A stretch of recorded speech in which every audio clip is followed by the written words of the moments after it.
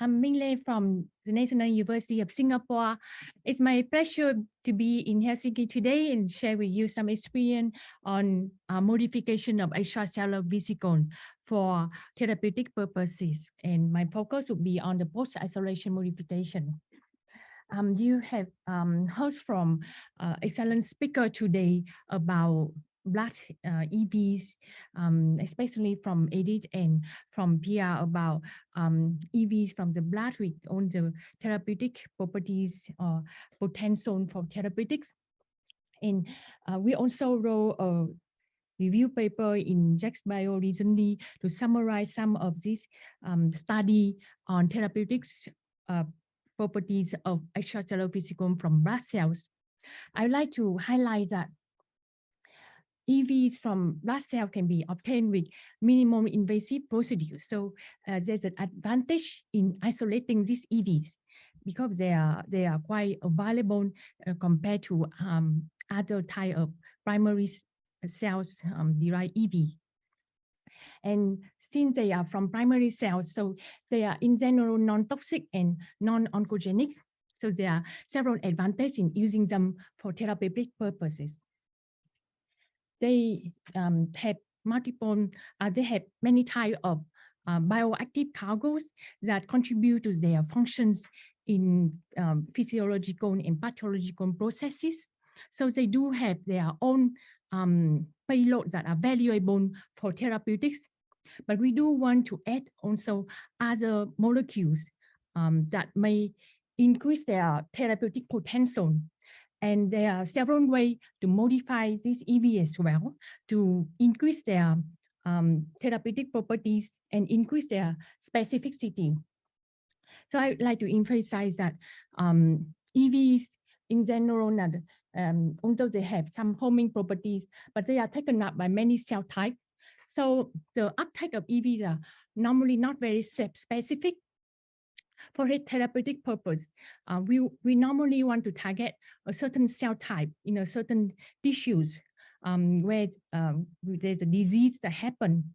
So we could make EVs more specific by adding some moiety on it, like peptide or antibody that bind to specific receptor on the target cells. How do we do that?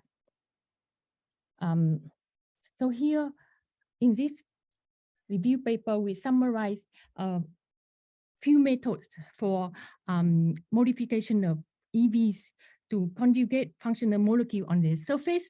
And basically there are two approaches. One is to do that pre-isolation to transfect parent cells that produce the EVs.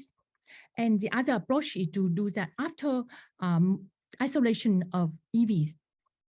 So you may be very familiar with the first approach, is the genetic engineering of parental cells, where we transfect the parental cells with plasmid expressing a protein or peptide as a fusion with EV protein, so that as this partner protein insert themselves into the EV membrane, we can display the targeting moiety on the surface of EVs. And that helps the EV to bind to the specific receptor.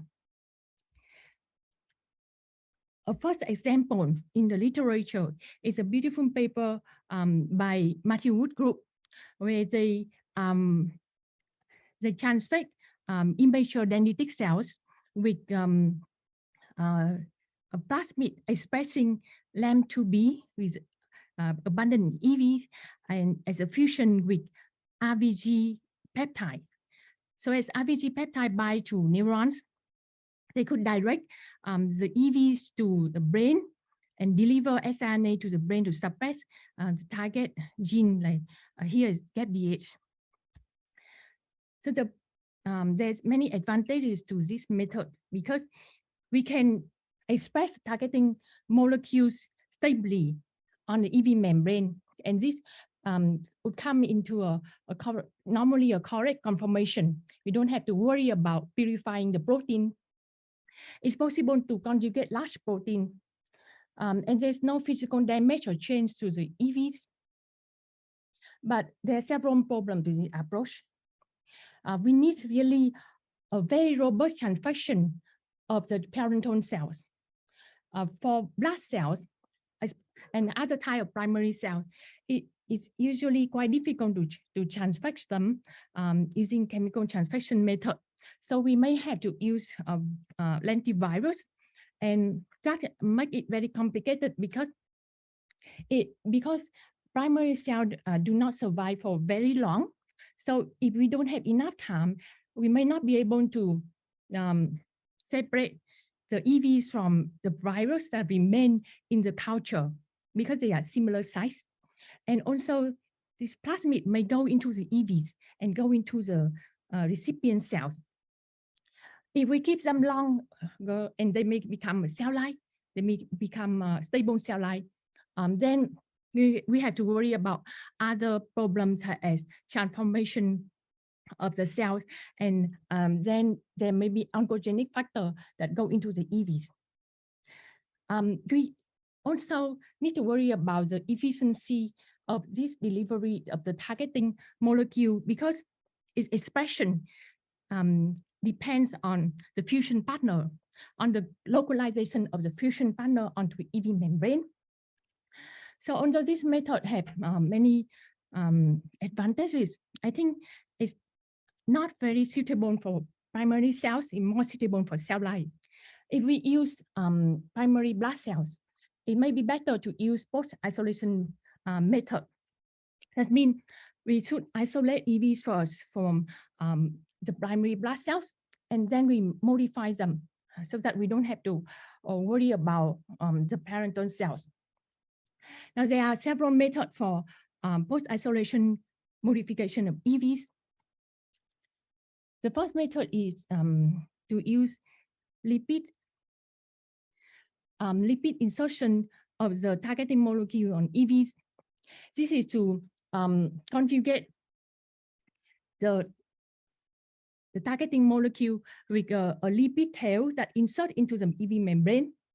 So as you can see here, it can be synthetic lipid, that cholesterol, and as it's insert here, then the targeting molecule will be on the surface of EVs. Here is an example from the literature. In this paper by the Guo group, they developed aptamer that has cholesterol tail, which insert itself into the EVs, and then the extensions of the other side that fall into aptamer, which bind to certain receptors like EGFR or PSMA for targeted delivery. So this method is very suitable for post-isolation modification of EVs. There's no risk of plasmid transfer or oncogenesis. There's no physical damage to EVs, but it's quite transient because this insertion may be temporary and it may fall off from the EVs because it has cholesterol, so it may aggregate. And when you insert it into the membrane of EVs, that may change the membrane properties. Another method for EV modification is chemical modification. There are several types of chemicals that you can use. The most common one is NHS ester, which can be used to add an azide group onto the amide group of a protein on EVs. Azide can react with anything that has DBCO. So we can produce an antibody or peptide with DBCO, and that would click onto each other. This is a Cooper-free click chemistry. It's very stable. It's a conjugation. In this paper, Jeff Park group described a method to display azide group on the surface of EVs using metabolic glyco engineering. And then they click on to this azide group, an HA with DBCO, and this HA bind to CD44. So these EVs are directed to cancer cell with CD44. Now this method, it provides very efficient and stable conjugation. It's suitable for both pre and post isolation modification of EVs. But this method modify any protein on the surface of EVs that has amide group. So it's a massive modification. Hence, it may lead to some damage in the homing properties or therapeutic properties of EVs that depend on surface protein. And if we use this chemical, there may be some leftover that affect the target cells. Affinity-based methods are also very popular. In this example, Vader group use a nanobody that has a C2C12 domain. So they produce this nanobody in ecolite.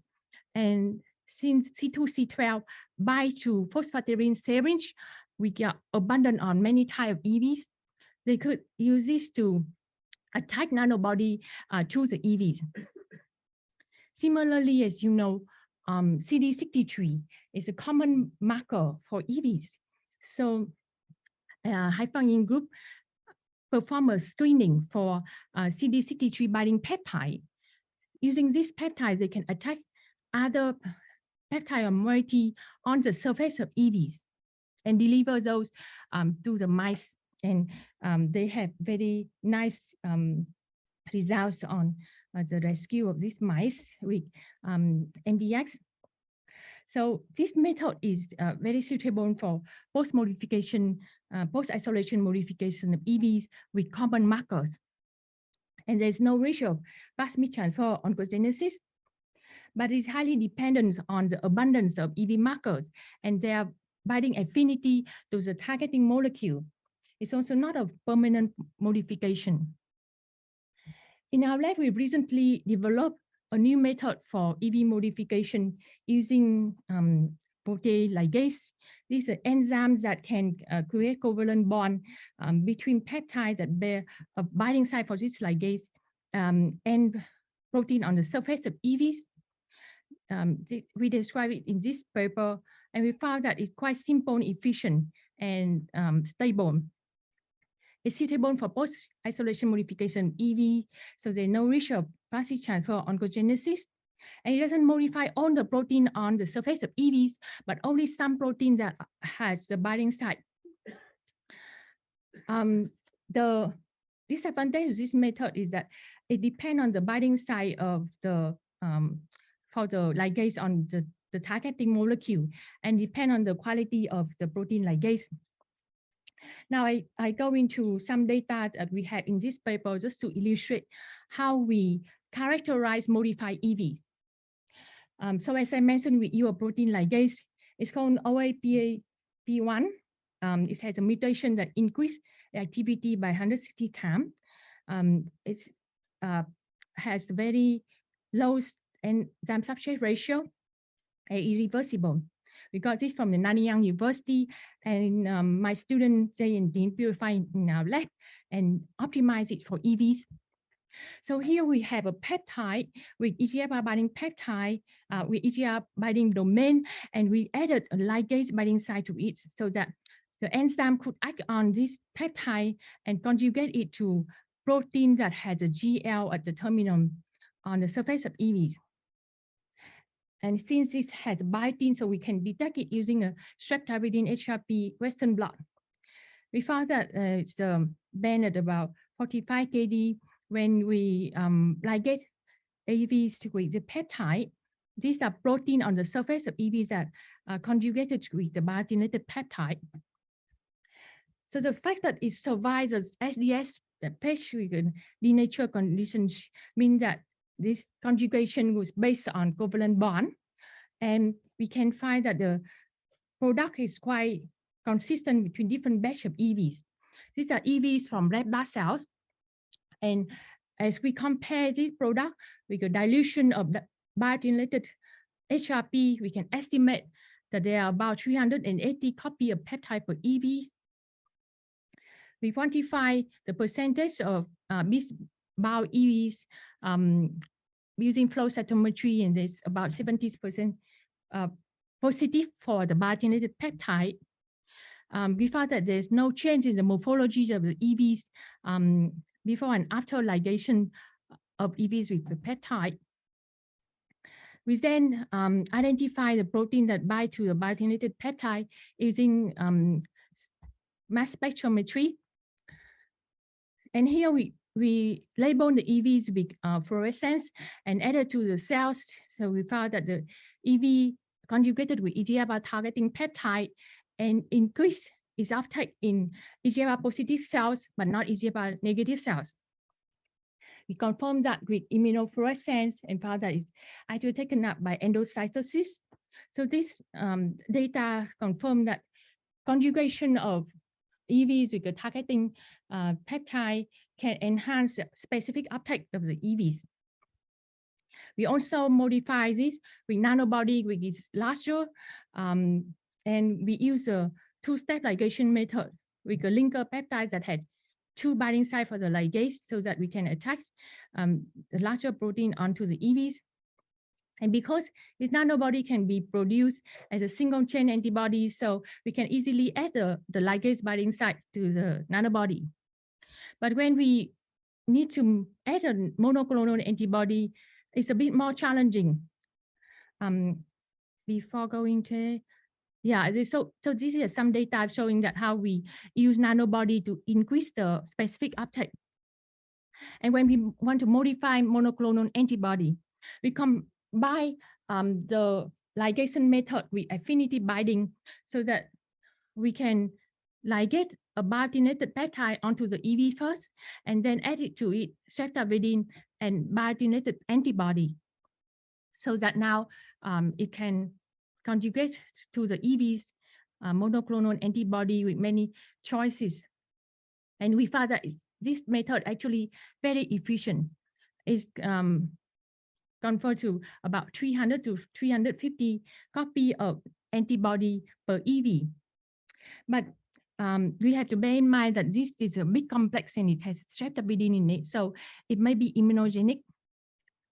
Now, when we added the EVs with EpCAM antibody to H358 cell, we can see an increase in the EV uptake because this cell is positive for EpCAM. We then verify if there are any change in the physical chemical properties of these EVs.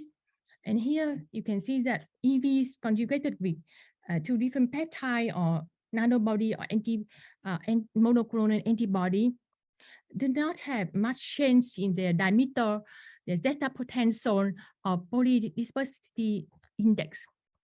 And here's a side distribution, and they are quite similar before and after modification. We then validated the biodistribution of modified EVs in vivo. So here is a lung cancer model where the lung cancer cells labeled with luciferase injected into the tail vein. As they develop lung cancer, we injected DIR labeled EVs into the tail vein. And naturally, RBC EVs accumulate in the liver, spleen, lung, and bone. But as we modify them with EGFR targeting peptide, we observe increased accumulation of these EVs in the lung with lung cancer. So they indicate targeted delivery.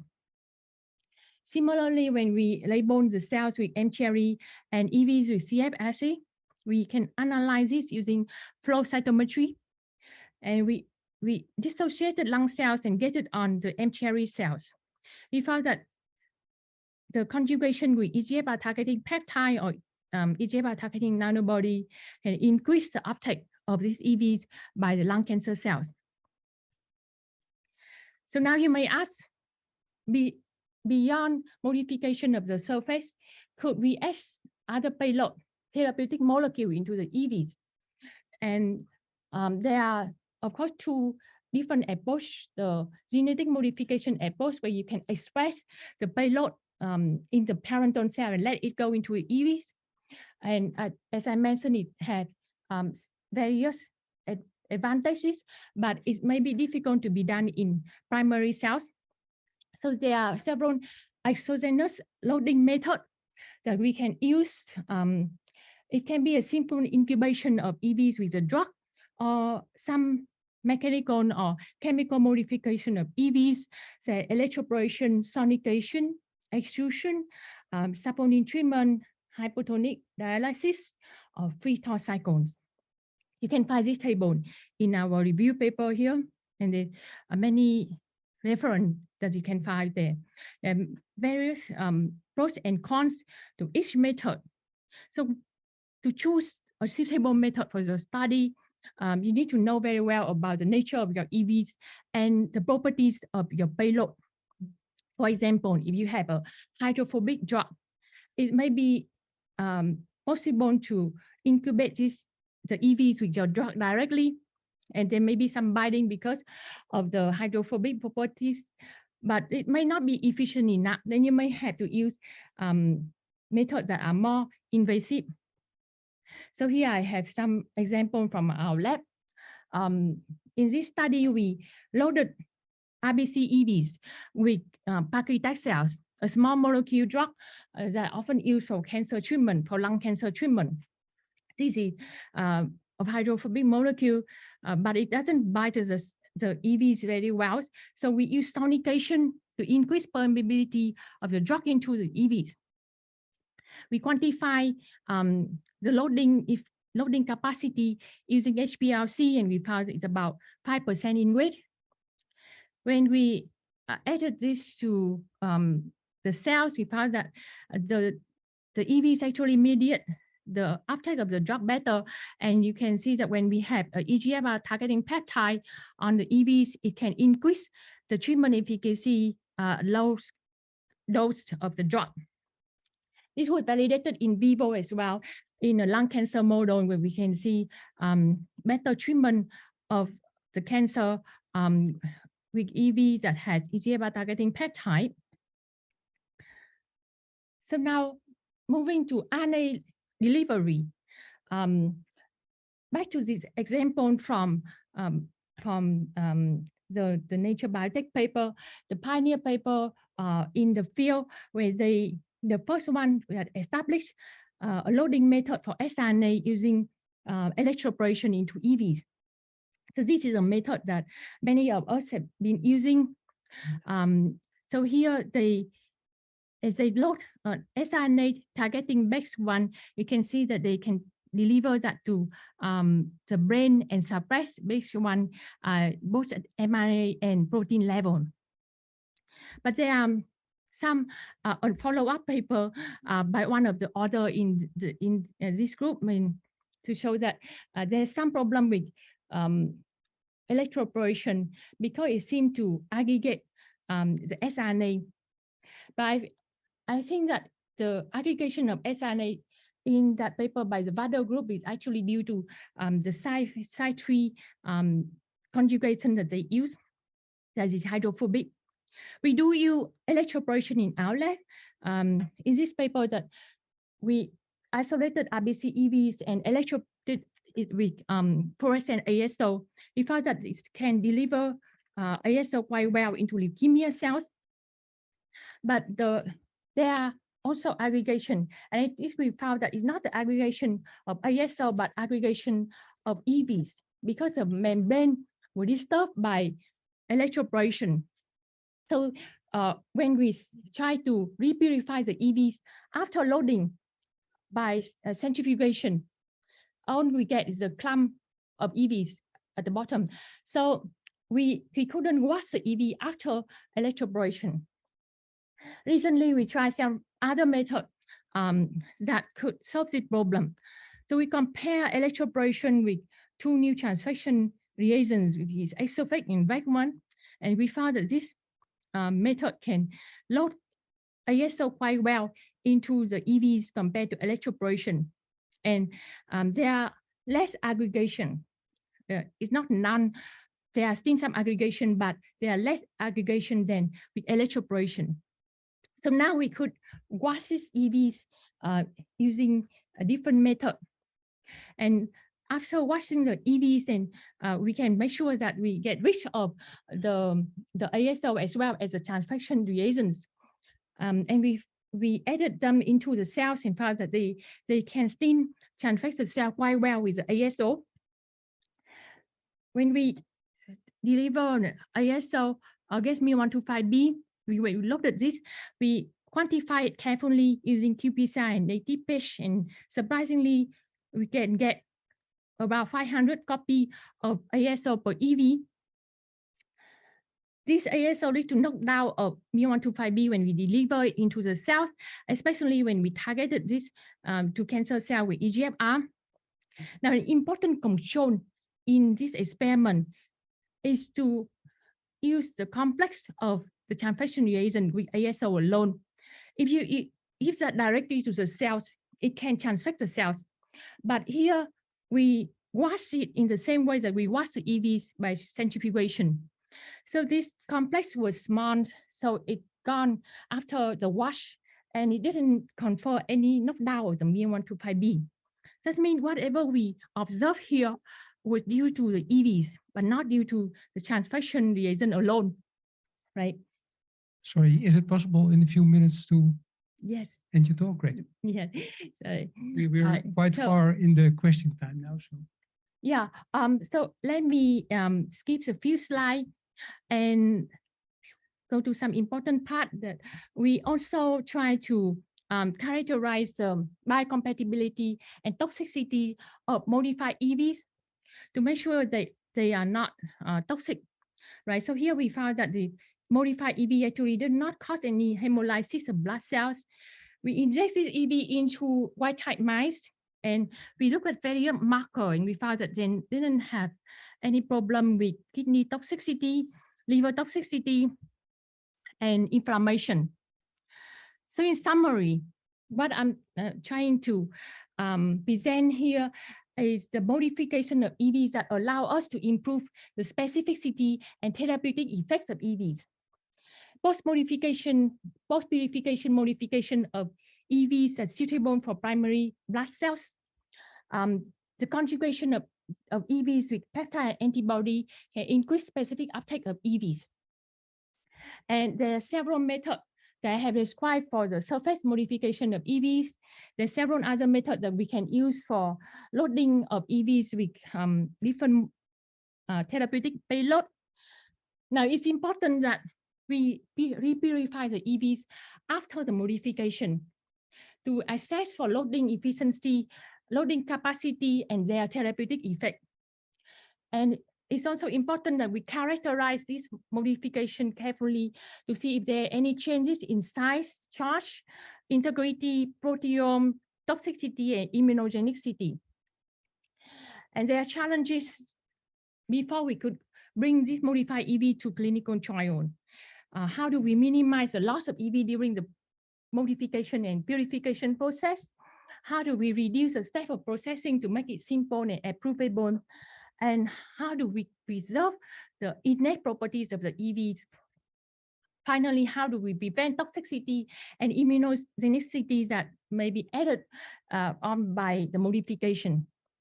So with that, I'd like to end here and thank my research group and my collaborator as well as the funding agency that currently support our research. Thank you.